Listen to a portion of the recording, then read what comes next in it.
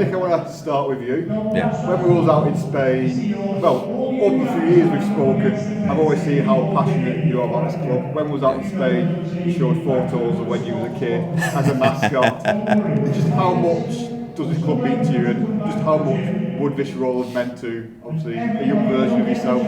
Yeah, I think it's no secret. I'm a huge fan of the club. I have been growing up, and the opportunities that this club gave me as a young lad, filling my weekends and travelling up and down the country, watching this club from a young age, and how it sort of brought my family into football, and it's great. And for me, that's something that I can relate to in terms of what hopefully football should be about and the opportunities it should give to people going forward. And I think it's through those experiences that we all have in life, and particularly in football, it gives an opportunity like nothing else, the way that football can bring people together. Personally, look, I'm unbelievably proud to be sat here doing this job. I say a job, it's not a job. I get to come into a great place and call this work, and hopefully have an opportunity to try and make a difference around not only our club but our town and community. And like I say, it's something that gave me a great opportunity when I was younger, and it's given me a great opportunity now to hopefully pass that on and put certain things in place that allows other people, hopefully in the future, to be doing something different or similar. Obviously, at times in the past few years, there's been periods where fans may have felt disconnected. Has that frustrated you more than anyone? Yeah, I think ultimately every football club just wants to feel connected to their club. It's our responsibility to drive that and influence that. And come Saturday at 3 o'clock, everyone wants to feel like they're playing their part, and it's our responsibility through the week to make sure that come Saturday 3 o'clock that everyone feels connected to their club. There's certain things that we can do and put in place where we can go out into the community, we can be in our town, and we can be front and centre of that. We can be more visible. We can engage with our supporter base in various ways, as we've seen with today, with the open training session with that younger generation. We've got a number of things in the pipeline really as well to go and deliver into schools, as we touched on, and educate our town really on something that they should be really proud of, and as well as so the older supporters as well, with bits around with Rob's work, with quiz night that we had the other night. There's so much we can do and so much that we should be doing, and if we deliver a part of that, everyone should feel a connection to their football club, which all leads towards hopefully all pulling in the same direction come Saturday at 3 o'clock. And David, you've emphasised just how important communication is. Yeah. This is a club where the fans have suffered in the past, and it's important more than anywhere to maybe keep them in the loop. So how important is it to keep that going? So far, obviously, you've had the quiz connection, yeah. You've had the what's happening today, the open training session. How important is it to keep that going? Yeah, well, as we said before, it's something that me and Nick are passionate about. I think communication aspect, fan engagement, connectivity, I think all that kind of pulls into one really. So, like I say, I think it's nice to do these events because I think, like I say, they're great things for younger generation today. Like I say, like talk about family, mine and Nick's families are here today, enjoying it like everybody else is, and like I say, I think it's something that we've got to kind of look to be proactive with throughout the season. Obviously, things that we do involving the players, their schedules are really difficult and tight, but I think kind of when we get the opportunity to kind of use them as we did last week, and listen, they were all fantastic kind of participants in that quiz, and listen, I still saw players there at kind of 10 o'clock, 10:15, spending time and wanting to spend time with people, which is how a club should feel really. So yeah, it is important. Obviously, there have been criticisms of various figures at the club, including yourself in the last few years. Yeah. Do you feel like there is a point to prove you want to show exactly what this club means to you, and what you want to deliver for this club more than anything? Yeah, listen, I think nobody at any club is without kind of criticism and things like that, but I think, look, nobody goes into things not trying to do the best that they can do and as well as they can do. And listen, we've got things wrong at times from a club perspective, and but like I say, it's not through that element of wanting to try and do it right, I would say. So listen, I think now me and Nick both sit in a chair where we can heavily influence the direction of the club, and like I say, bring things that are important to us and kind of push that to the forefront really. And like I say, we're both, as Nick's kind of said before, we won't get everything right, but I think there's got to be the kind of appetite to try and get things right and for things to be done with the best intentions. Nick, last season we got to the stage where Simon had to issue a rallying call. Obviously, no problem with hearing from the owner, but right, if you got to that sort of stage, how important is it not to get to that stage again? Obviously, performances on the pitch and also just the overall mood around the place. It's something we've spoke about a lot, really, and spoken with Simon about that we shouldn't get to that point if we're doing our communication right and frequently and at the right times, that we shouldn't have a point where we get to a point where we need Simon to come out and say something. He should be able to come out and say things when things are positive, not at a time of need. So, like I say, it's something that we've spoke about, and if we can make some improvements on that front, hopefully we're not getting to a point where supporters feel like they need some urgent communication from the owner. Obviously, there's probably a bit of caution for the fan base heading to the campaign, where people maybe don't want to get themselves too hyped up for it because they've been disappointed so many times. What's your sort of message to them about, the feeling currently at the club, and maybe to stop them being disillusioned heading into the campaign? I think, as we said, that the way the season ended, it was a shame that the actual season came to an end, and the tough task for us is to try and box that up and make sure it's the same feeling come 2 weeks' time when we play against Wickham, even away at Grimsby at the weekend when we start the competitive games. And look, we hope that we can build on that, if you like, relative short success, if you call it that, at the end of last season. And that, for me, is how our football club should be. And it's up to us collectively, with players, staff and supporters, to make sure that when we're back into the competitive games, that we remember that, and that's how it should be, and that's what we've got to take into the new season. And if we've got that'll give us a great platform to have some success and positivity going into the season. I think if you sort through all my pieces, probably injuries been more used word, more than any other. I know you mentioned obviously the coaching staff are very detailed, looking at sort of how they can improve things, get those little gains. But it's not just been an Ian Evatt problem, it wasn't just a Steve Bruce problem, it wasn't just a Neil Critch problem, it's been something that's been a trend for over a few years. So is there an overall review just looking at how you can sort of overcome, sort of large scale disasters of what you're missing 5, 6, 7 players at a time? Yeah, well, like I say, reviews are constant, and like I say, that's modern football. Like I say, everything that we've got and we can track.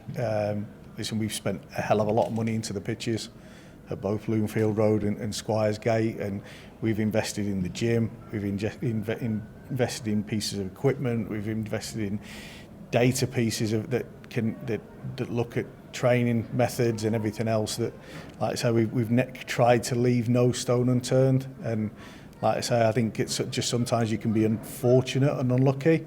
I think there's always an opportunity. From what I've found here, is that if we've made a mistake, somebody's always put their hand up and maybe kind of said, look, that's on me. But like I say, there is a huge degree of luck and unfortunate, like misfortune with it. The way the schedule kind of worked, it could be anything. I think last season we didn't have too many training injuries. That actually happened at Squires Gate. So, like I say, we've had to look at patterns and all sorts of kind of trends that kind of go with the injuries. And listen, I think if somebody could put their finger on it, they'd be incredibly wealthy throughout football, because it seems an issue that's kind of game wide. And like I say, as I've kind of I mentioned before in a previous interview, that I saw Liam Richardson say a bit of pre-match at the end of Reading that they've got 2 trialists because they're struggling with numbers. Ian Holloway, I think, has cancelled the game at Swindon for exactly the same reason. So, like I say, I think you look at Tottenham's plight last year where they had it. So, like I say, I think it's, listen, for us, they look at everything and they review everything and they continue to review everything. But like I say, I think it can be a game-wide problem more than anything at the moment. You mentioned it's been a slow transfer window overall, really, but on paper, 4 strong signs to improve the squad. But how much is sort of the EFL rule changes around obviously purchasing players and the budgets, how has that sort of impacted your sort of approach and how things have gone smoothly? I wouldn't say it's impacted us in the sense of, like, I think our understanding of the rules and regulations have been really, really good. and listen, we financially model everything or every signing that we look to do, and that obviously all goes into the calculation of SCMP.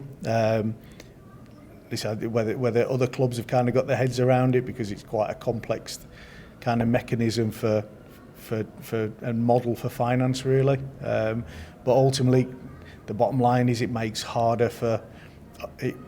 it more difficult for owner funding. So kind of transfer fees, and I'm talking kind of game wide here, with like kind of within our division, it becomes more difficult to spend, and there's obviously a massive push with the IFR and things like that to work towards a more sustainable game, and that will only pick up more pace, I think, in the next couple of years. So like I say, I think it's something that people are going to have to get their heads round, and like I say, the whole thing of this is to become less reliant on owner funding across the board. So being able to kind of freely spend nowadays it becomes more difficult. We're obviously fortunate that the owner's incredibly committed and like I say, backs us, and like I say, I think with the Karoy Anderson deal, he's obviously a player that Ian was desperate to bring back off the back of last season, and we were able to do that. So yeah, like I say, I think it's been a slow market overall, but like I say, whether that's World Cup or whether that's people getting their heads around regulations, it's been a lot tighter. There's a lot of clubs I've spoken to recently where they can't move until they start moving players out and shifting headroom on their own budget, which obviously then has knock-on effects to where other players go. So sometimes feel like you're in a bit of a housing chain when you're trying to sign a player at the moment. But yeah, like I say, I think it's the first summer of rule change. So hopefully people get their heads around it. It'll become a little bit easier. And yeah, but like I say, from our point of view, I think we've kind of navigated really well, and I suppose include Bailey in that as a signing, really, that I think there's 5 players that have walked through the door that would evidently probably be like starting players, really, which is what you're looking to do, is improve your 11. I'm not going to go through every area of the pitch, but the defence, the back three, has probably been the area that's seen shortest in pre-season. James Husband left at the end of last season. Has there been sort of slow to react to sort of replacing him, that left-sided centre-back role? No, I don't think so. And the gaffer talks a lot about fluidity of formations, and like I say, he hates getting caught up into back 3, back 4, out the shape of teams and things like that. But I think in pre-season, obviously, it's been something that numbers-wise, but in a couple of weeks, it could be an area of the pitch where you've got incredibly healthy competition quite quickly. And like I say, you had Jordan Williams to that. He obviously had a good run out on Saturday, and I think it's an area of the pitch that can quickly become a incredibly competitive area for somebody to get a starting shirt. And obviously you're going to bring players in, but how important is it to keep certain players? I know Franco's only backup goalkeeper, but he's been linked to the move to Leicester. How important is it to make sure that you're not giving yourself more work to do in the transfer market?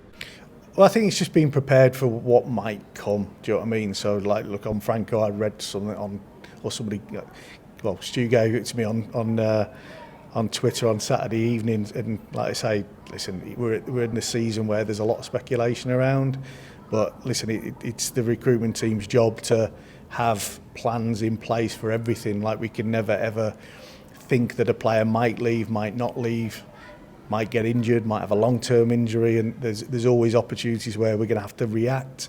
So, like I say, like in every area of the pitch, the fact that Ian likes to carry 2 goalkeepers, we always have a list of goalkeepers, because we can quickly get to the point where we might bring one in or bring an emergency loan goalkeeper in. So, like I say, I think it's just about being prepared for what's next, because in any area of the pitch you could lose somebody through somebody come and buying your player, or somebody having a longer term injury, or anything can happen, really. So I think it's just preparation of what comes next.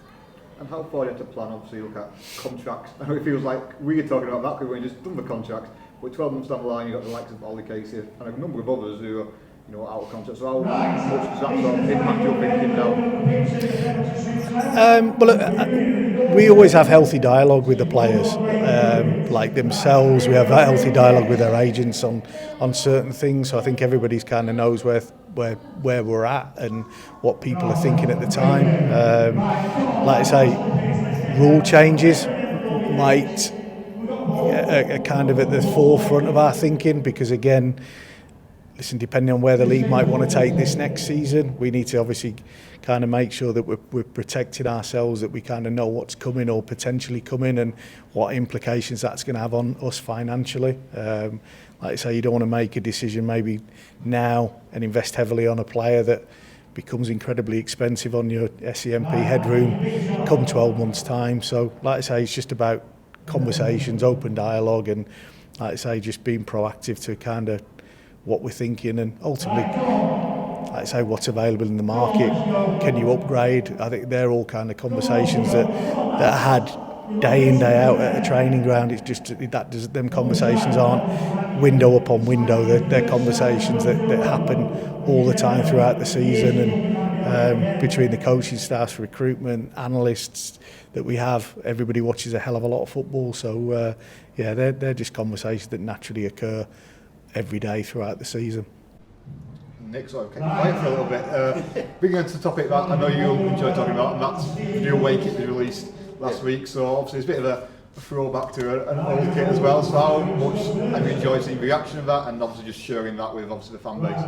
Yeah, I think DJ Campbell. Yeah, my memory, it reminds me of DJ Campbell back in the Premier League days. I see that kit going back into the 90s when I was a younger lad. I had a kit very similar, so it's great, and it's a kit that delves into our history and looks back at what the club once was and brings it into a modern day. And for me, that's my personal favourite this season as a kit. But I think, again, in terms of what we've touched on, we've got Visit Blackpool sponsoring the away kit, which is great. It allows us to work with the local tourism, the council, in terms of how we can be a part of that visitor attraction, because ultimately we're here, we've got visitors coming in that want to see a performance on a Saturday afternoon, and similar to the home kit, we did something different this time, where we worked with a lot of local businesses and try to really be at the heart of the community and get a number of local businesses involved in the home kit launch. And the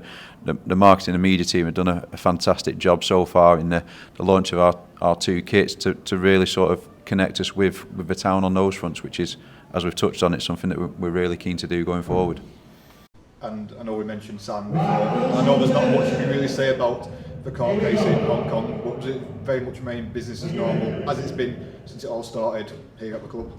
That's been the message all along. It's business as usual. We continue to invest, we continue to improve, and that's what we'll continue to keep doing throughout.